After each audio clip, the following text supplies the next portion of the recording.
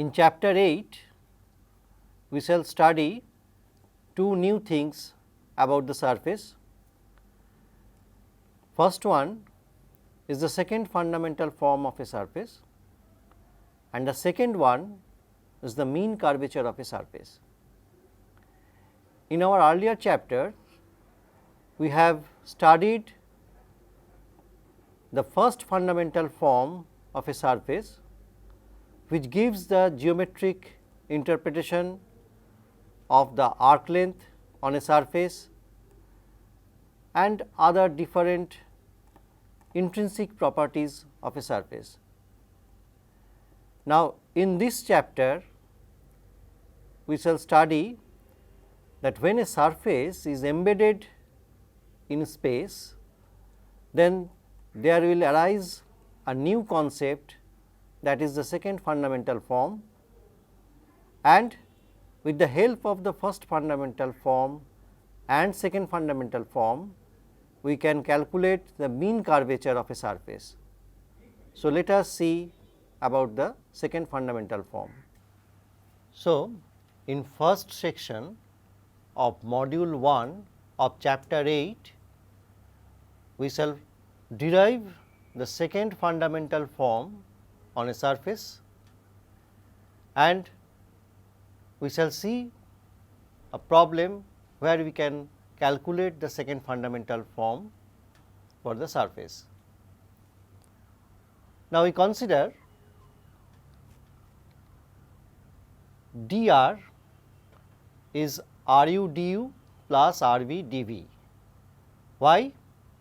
Because a surface equation parametrically can be written as a function of u and v.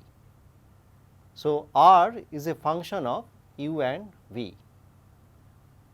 So, therefore, dr can be considered as Ru du plus Rv dv, where Ru is the partial derivative of R with respect to u and Rv is the partial derivative of R with respect to v. So, dr can be expressed in this way. In Einstein's notation, we can write this one as R alpha du alpha, where alpha is running from 1 and 2. So, dr can be expressed as R alpha du alpha. Now, we consider a surface normal vector, rather a unit surface normal vector taken in this way, that xi is equal to Ru cross Rv by mod Ru cross Rv.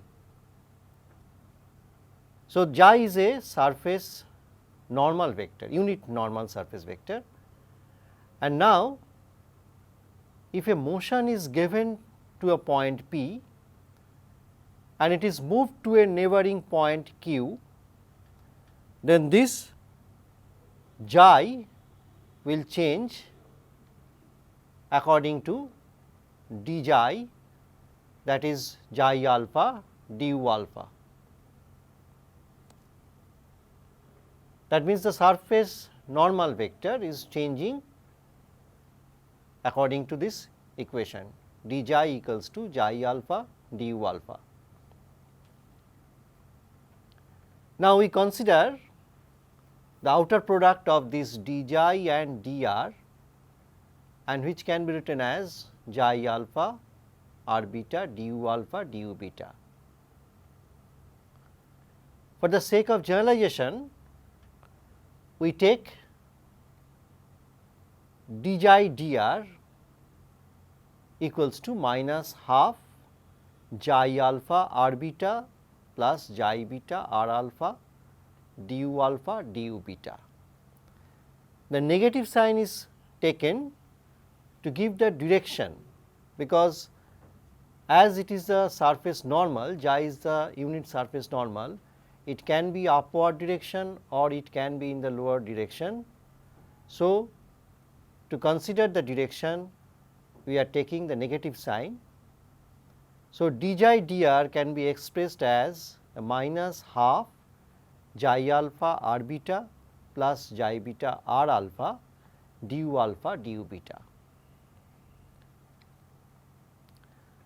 So, this one is considered as B, that is equal to B alpha beta du alpha du beta, where B alpha beta is taken as the minus half xi alpha r beta plus xi beta r alpha, and which gives us thus it is a covariant tensor of rank 2. B is called the second fundamental form of a surface, and this B alpha beta, which is equal to minus half xi alpha r beta plus xi beta r alpha, is the coefficient of second fundamental form, which is also a symmetric covariant tensor of rank 2. We can easily see that it is a symmetric tensor, and as it is the product of the partial derivatives, so it is a covariant tensor of rank 2.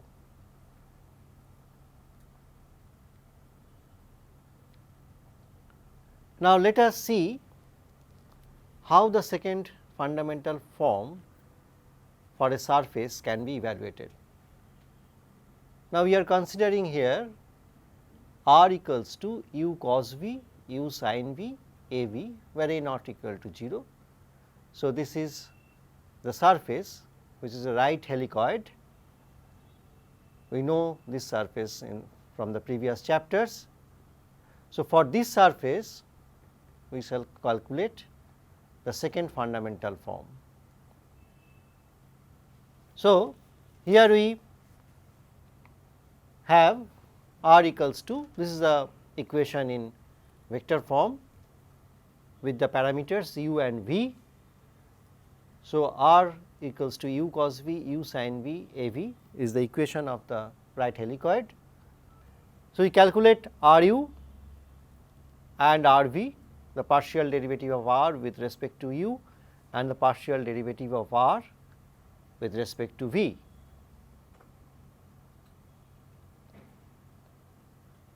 So, we can easily find the r u cross r v, the cross product between two vectors, and this is coming to a sin v comma minus a cos v and u.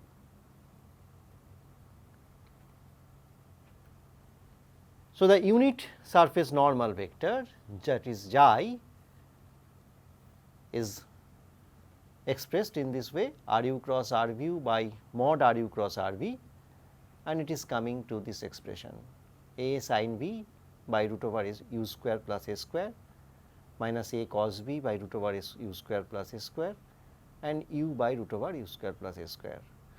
We can also take this 1 by root over u square plus a square outside, and we can express this one as a sin v comma minus a cos v comma u.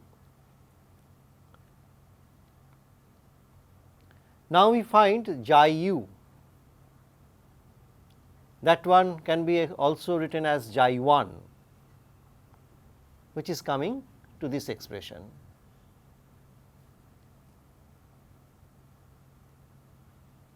Similarly, we calculate xi v, that is also written as xi 2, and which comes to this expression a cos v by root over u square plus a square and a sin v by root over u square plus a square and 0.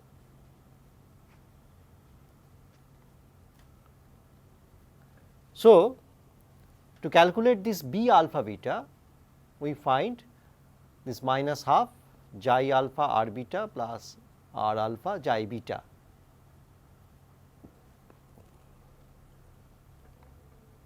And so, b 1 is actually minus xi 1 r 1.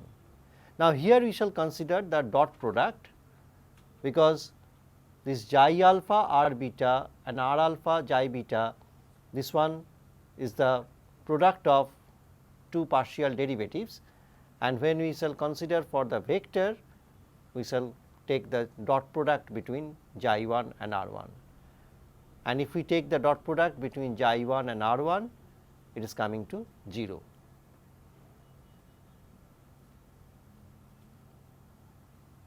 We find B 1 2, that is minus half xi 1 dot r 2 plus r 1 dot xi 2, and which is coming to minus a by root over a square plus u square.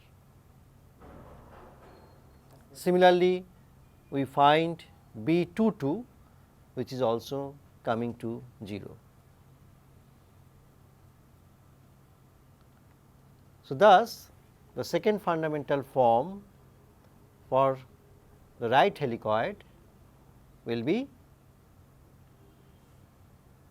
B 1 1 du square plus 2 B 1 2 du dv plus B 2 2 dv square, and if we put the values of B 1 1, B 1 2 and B 2 2, we get this one minus 2 a by root over a square plus u square du dv.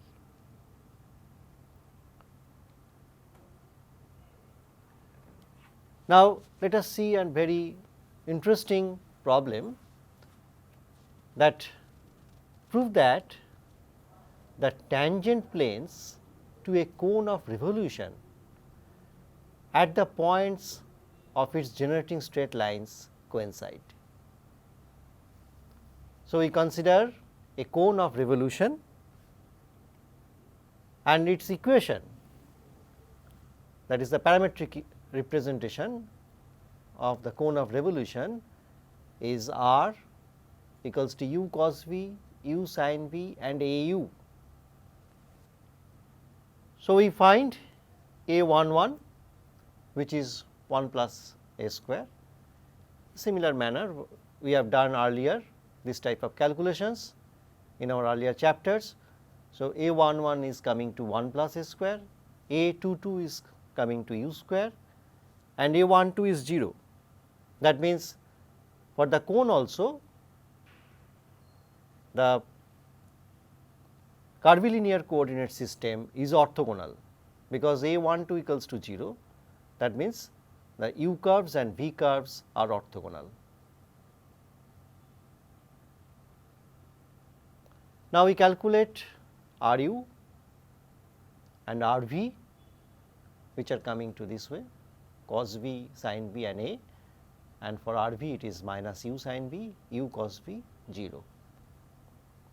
So, with the help of these two, we find the unit surface normal of the cone of revolution, and it is coming to this expression 1 by root over 1 plus a square minus a cos v minus a sin v and 1.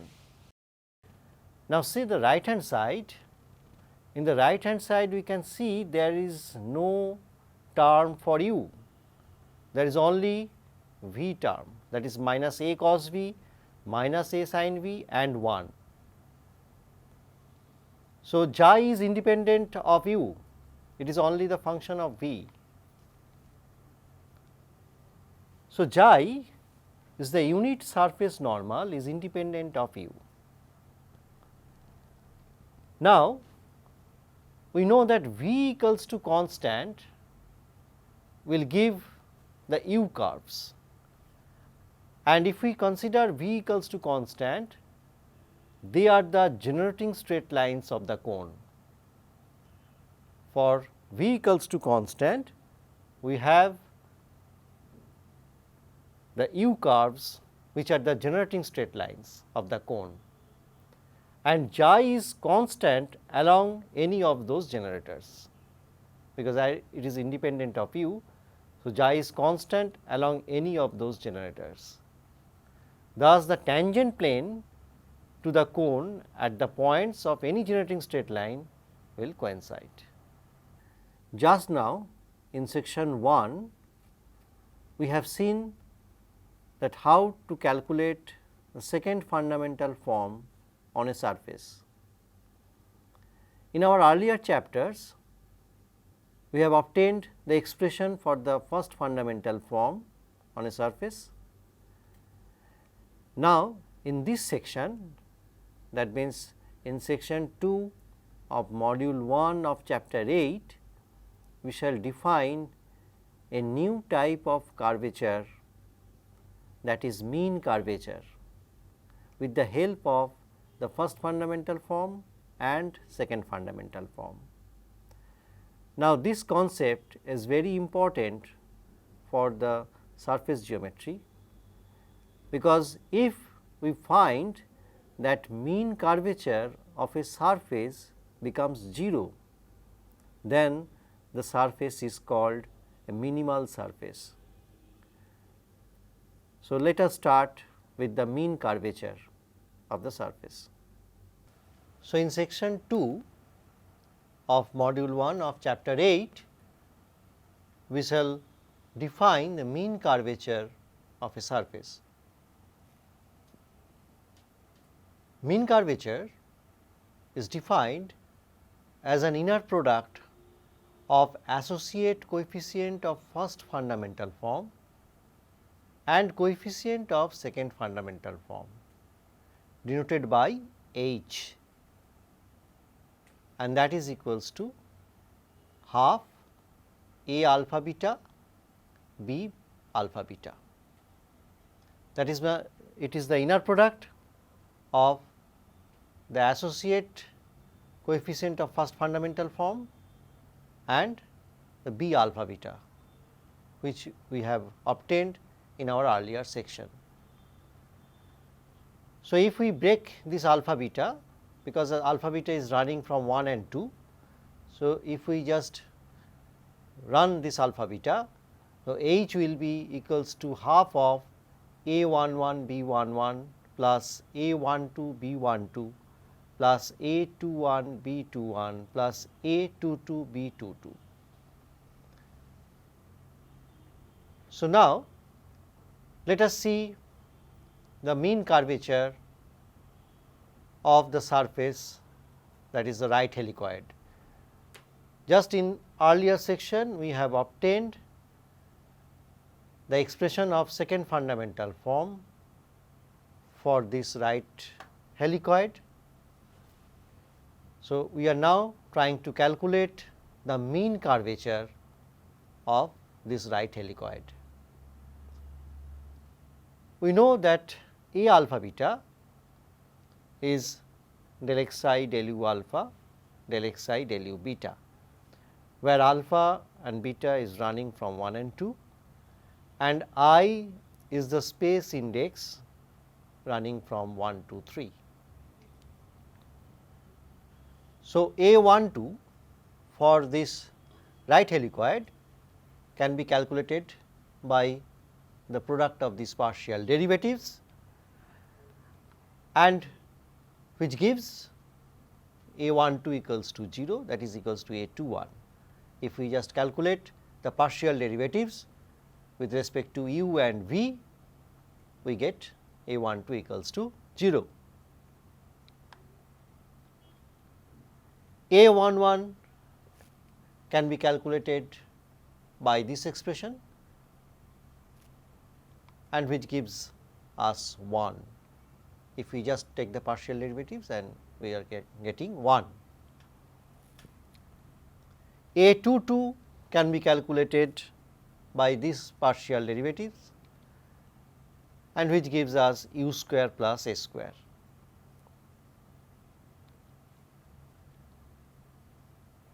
Now, A is equal to the determinant of A alpha beta. So, it is coming to u square plus a square. Now, again do not misunderstand, because in the left hand side this A is the determinant of A alpha beta, and in the right hand side this is the constant term for the right helicoid.